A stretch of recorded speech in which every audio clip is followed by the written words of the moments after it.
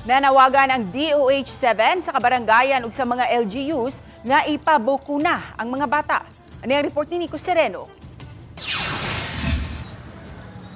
Sa inaugurasyon sa Barangay Hall ug Super Health Center sa Opao, Mandaue City, usa sa gi-highlight sa Department of Health ang importansya sa vaccination sa kabatan-unan. Atubangan sa mga local o barangay officials, nanawagan ang Regional Director Dr. Joshua Brillantes nga mapahingusgan ang pagpamakuna.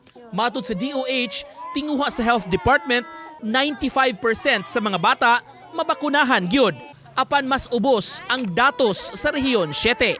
Yung target ng taong 25% para makalimutan na ay herd immunity at saka ito 5% ka wala na mapakunahan.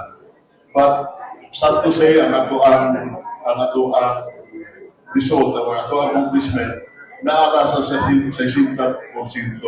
Auhag niya sa mga ginikanan, siguroong maproteksyonan ang mga anak. Taas ang risk ng atong mga bata, especially kung ay mga tindas, diphtheria, or atong polio, at least sila na matakdan. O nang iawag na ito ang mga barangay officials, mga kunsihal, local health workers, yung morning takbo na atong priority sa atong mga katawan.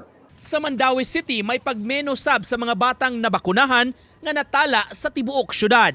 Tuig 2023, giban-aba ng 95% ang fully immunized children sa Mandaue City, nga nahimong 93% pagka 2024.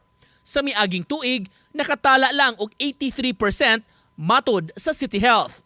But because of the calamities, daghan ang na-displace, nabalhin na silahang probinsya, na dili na masubay ang atong immunization, wala na ato sa area kay sa centers na to kay na problema na sa puyanan, wala ang mga records, pero more of quantity because of the calamity. Gipasalig sa City Health, subsub gihapon ang pagpamakuna para sa mga kabataan.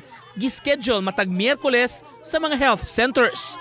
Ang mga napalta niini nga mga bata, himuan og catch-up vaccination o pagsuroy mismo sa kabalayan. Naamgo tay FIC is dapat less than 1 year old makompleto na bakuna.